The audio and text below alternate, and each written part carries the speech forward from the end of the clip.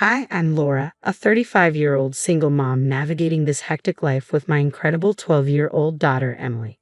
We've got a charming little place in the suburbs. It might not be much, but it's our home. I'm working tirelessly as a nurse, juggling long shifts to ensure we have food on the table and a roof over our heads. Emily is truly something special, sharp as a tack and brimming with creativity.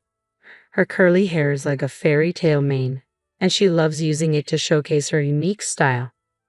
Then there's Gertrude, my ex-mother-in-law, a real thorn in my side. At 68, she's a cranky widow living uncomfortably close. While I do value her help with Emily after school, her presence can be a bit overwhelming. Laura, dear, don't you think Emily's hair is a bit unruly? Gertrude's voice cuts through my morning rush. I take a deep breath and respond, it's just hair, Gertrude. Emily likes it that way. In my day, young ladies knew how to present themselves properly. Gertrude huffs. I bite my tongue, reminding myself that I should be grateful for any childcare help. Thank goodness for Sarah, my best friend and fellow nurse. She's my anchor, always ready to listen or step in with Emily when Gertrude gets particularly unbearable. One day, over coffee, Sarah says, "Girl, I don't know how you put up with that old bat. You've got the patience of a saint." I chuckle and reply, "Believe me, it's wearing pretty thin." Then there's Michael, my neighbor. He's a real gem, always offering to help with odd jobs around the house. I'd be lying if I said I hadn't noticed the way he looks at me. But after the whole mess with Emily's dad, I'm not quite ready to dive back into the dating scene. "Hey Laura, need a hand with that?" Michael calls out as I'm struggling with some boxes in the driveway. "Thanks, Michael. You're a lifesaver," I reply, trying not to focus on how his shirt fits snugly over his arms as he lifts the heavy box. But hey, not everything is bad. There are great neighbors and charming handymen.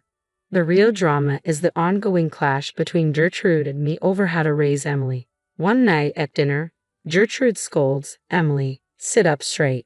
A lady doesn't slouch." I notice Emily's shoulders slump even further. "Mom, do I have to listen to her?" Emily asks. "Just do your best, sweetie," I reply, casting a warning glance at Gertrude. We all have different views on what's important. Different views indeed, Gertrude grumbles. "If you just listened to me, Laura, that child wouldn't be so unruly."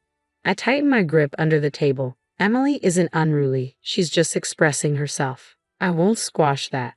Mark my words, Laura, without proper discipline, that girl will end up in trouble.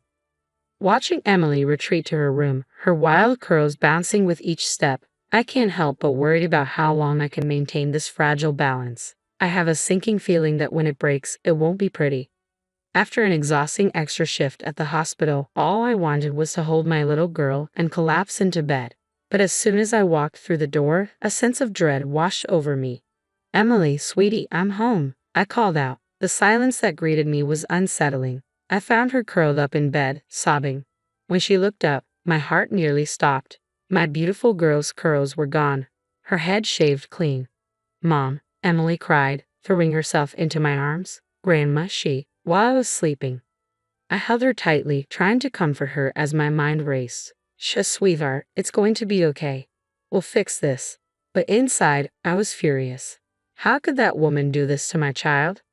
I stormed into the living room where Gertrude sat with an unsettling calm. "What on earth did you do?" I demanded. Gertrude remained unfazed. "I did what was necessary. That child was becoming far too vain and disobedient." "Vain? Disobedient? She's just a 12-year-old girl." "Exactly, and it's about time she learned some discipline. In my day, this isn't your call to make." I cut her off. "What you did is assault. I'm calling the police." Gertrude scoffed. "Don't be so dramatic, Laura. I've tolerated your lenient approach long enough. Someone had to step in before Emily ended up a delinquent like her father. That's when I lost my temper. Get out of my house now." Gladly, Gertrude sneered. "But remember, you'll regret ignoring my advice. That girl needs discipline. The only thing she needs is for you to stay far away from her." As Gertrude gathered her things, the reality of the situation hit me hard. I sank to the floor, tears streaming down my face. Just then, there was a knock at the door. It was Michael, looking worried and concerned. "Laura, is everything all right?" I heard shouting. Michael took one look at my tear-streaked face and knew something was terribly wrong. What happened? He asked, his concern growing as I struggled to find my voice. Instead, I just gestured towards Emily's room. Michael's eyes widened with shock as he saw her. Oh my God, who did this? He asked, his voice filled with disbelief. Gertrude, I managed to choke out. Michael's expression hardened. That's it, I'm calling the police. No, Emily cried. I don't want anyone to see me like this. I held her tightly. It's okay, sweetie. We won't do anything you're not comfortable with. Michael knelt beside us, his concern evident. Is there anything I can do? Before I could respond, my phone rang. It was Sarah. Laura, what's going on? I saw your missed call and you sounded really upset in your voicemail. Between sobs, I tried to explain. That awful woman. Sarah's voice was firm. I'm coming over right now. Within minutes, Sarah burst through the door, arms loaded with bags. All right, I've got hats, scarves, and some cute pixie cut photos for inspiration. We'll make this right. Emily managed a faint smile as Sarah began working her magic, trying to salvage what was left of her hair. I filled Michael in on the entire ordeal with Gertrude. I can't believe I let her anywhere near Emily, I said, a wave of self-loathing washing over me. Michael squeezed my hand reassuringly. This isn't your fault, Laura. You were just trying to do your best for your daughter. Sarah nodded in agreement. Michael's right. The only person to blame here is that old bat. Gertrude. I nodded, but the guilt still gnawed at me. How could I have been so blind?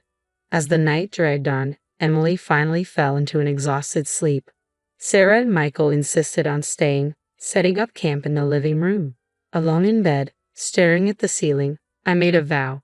Gertrude would face consequences for what she had done. I was determined to see justice served. My daughter deserved nothing less.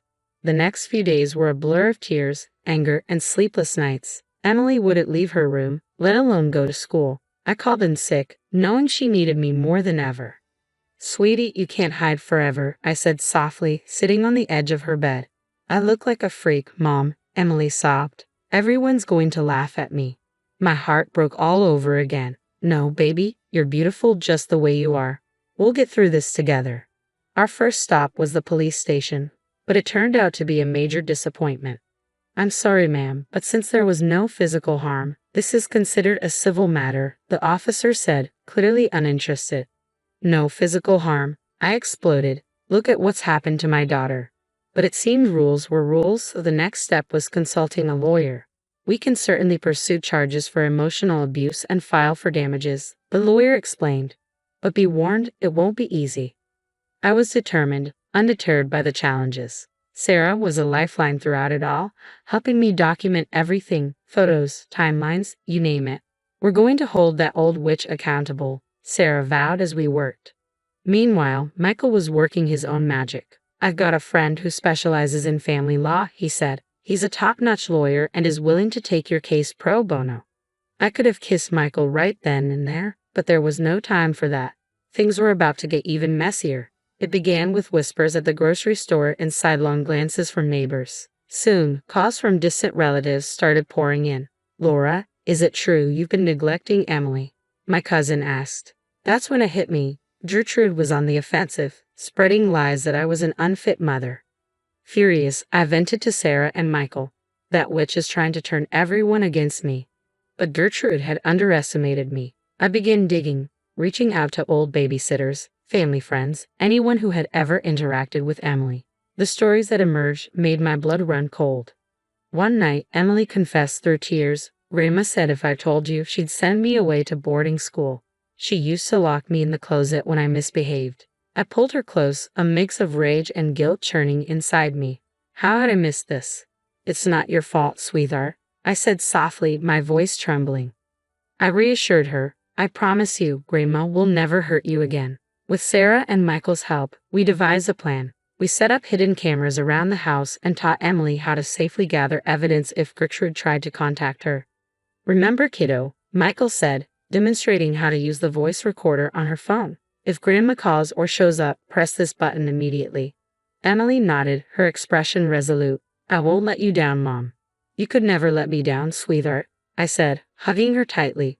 We're in this together. As we completed our preparations, a steely resolve took hold of me. Gertrude thought she could bully and manipulate her way to victory, but she had no idea what was coming. This mama bear was ready to fight, and I wasn't about to back down. "All right, team," I said, turning to Sarah and Michael. "Let's take this witch down." The trap was set. Now we just had to wait for Gertrude to make her move. And when she did, we'd be ready. The day of the trial arrived, and I felt a wave of nausea. Emily squeezed my hand as we stepped into the courtroom. "You've got this, Mom," she whispered, her voice steady despite the circumstances. Our lawyer presented the mountain of evidence we had gathered. The hidden camera footage was particularly damning, capturing Gertrude storming into our home and hurling threats at Emily. "You ungrateful little brat." Gertrude's voice cut through the courtroom. "I'll teach you to disobey me." I saw the judge's expression darken, but that was just the beginning. One by one, witnesses took the stand. Former babysitters, family friends, even Emily's old piano teacher. Each had a story to share about Gertrude's cruelty. She told me if I didn't make Emily practice for 3 hours a day, she'd have me fired, the piano teacher testified. But the most powerful moment came with Emily's own testimony. My brave girl took the stand, her voice trembling but resolute. "Grandma said if I ever told Mom what she did, she'd make sure it was taken away," Emily said. I was overwhelmed with fear and sorrow, unable to hold back my tears. How had I missed this? Gertrude's lawyer attempted to portray her as a concerned grandmother, but the damage was done. The truth had come to light. When the judge announced his decision, I felt a wave of relief so intense I almost collapsed. "The court grants a permanent restraining order against the defendant," he declared. "Additionally, significant damages are awarded for the plaintiff's therapy and emotional distress." We had won. Gertrude was out of our lives for good. As we left the courtroom, Gertrude approached us, tears in her eyes. "Laura, Emily, I'm so sorry," she said, her voice trembling. I cut her off sharply. "Save it, Gertrude. You're dead to us." As we walked away from the courtroom, I felt a heavy burden lift from my shoulders. The following months were challenging, but we navigated them together. Emily began therapy and slowly started to come out of her shell. One evening, as we gathered around the dinner table with Sarah and Michael, Emily made a heartfelt announcement. "I want to donate the money from the lawsuit," she said, "to help other kids who've been through similar things." I couldn't have been prouder. As for Michael and me, he became a permanent part of our lives. His unwavering support throughout everything meant the world to us. The real turning point came about 6 months after the trial. Emily and I were at the hair salon, and for the first time since the incident, she was excited about her hair. "What do you think about adding purple streaks, Mom?" she asked, her eyes sparkling with excitement. I grinned. "I think purple streaks sound fantastic, sweetheart." As the stylist worked her magic, I caught Emily's reflection in the mirror. For the first time in months, she was genuinely smiling. "You know what, Mom?" she said. "I think we're going to be okay." I squeezed her hand gently. "Yes, baby, we're going to be just fine." Watching my daughter with her vibrant new hairstyle, a symbol of her strength and resilience, I knew we had emerged stronger than ever. Gertrude had tried to break us, but all she did was make us unbreakable. As we left the salon, heads held high, a realization struck me.